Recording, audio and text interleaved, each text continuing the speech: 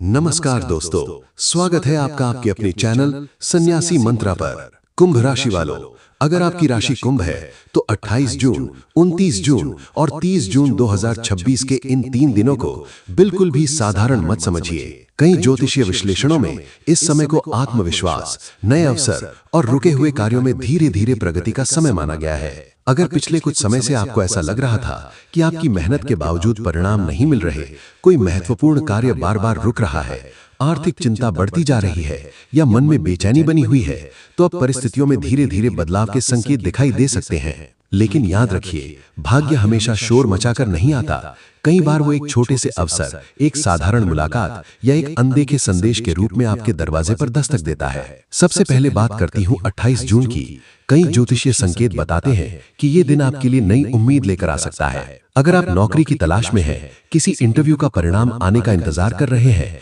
या अपने करियर में बदलाव चाहते हैं, तो कोई सकारात्मक खबर मिलने की संभावना बन सकती है। व्यापार करने वाले लोगों को किसी पुराने ग्राहक, पुराने संपर्क या किसी अनुभवी व्यक्ति का सहयोग मिल सकता है। कई बार जिस इंसान से हमें कोई उम्मीद नहीं होती, वही हमारी सबसे बड़ी मदद कर देता है। इसलिए इस दिन किसी भी फोन कॉल, संदेश या मुलाकात को हल्के में मत लीजिए। धन के मामले में भी धीरे धीरे राहत के संकेत दिखाई दे रहे हैं। किसी रुके हुए भुगतान के मिलने की संभावना बन सकती है या आय का कोई नया स्रोत दिखाई दे सकता है। हालांकि जल्दबाजी में बड़ा निवेश करना या बिना सोचे समझे किसी पर भरोसा करना उचित नहीं होगा। सोच समझकर लिया गया निर्णय भविष्य में आपको लाभ दे सकता है। अगर किसी ने आपसे धन उधार मांगा है, तो भावनाओं में बहकर निर्णय लेने से पहले एक बार अवश्य सोचिए। अब बात करते हैं 29 जून की, जिसे कई लोग इस पूरे समय का सबसे खास दिन मान रहे हैं। कई ज्योतिषीय संकेत इस ओर इशारा करते हैं कि इस दिन आपको कोई ऐसा समाचार, अवसर, मुलाकात, प्रस्ताव या निर्णय मिल सकता है जो आने वाले समय की दिशा बदल सकता है।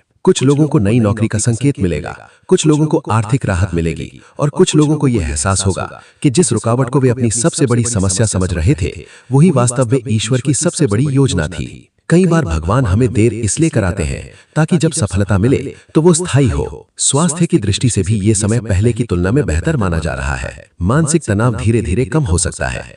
अगर पिछले कुछ समय से आप अधिक चिंता कर रहे थे, तो मन में सकारात्मकता बढ़ सकती है। लेकिन इसका अर्थ ये बिल्कुल नहीं कि आप अपनी दिनचर्या की अनदेखी करें।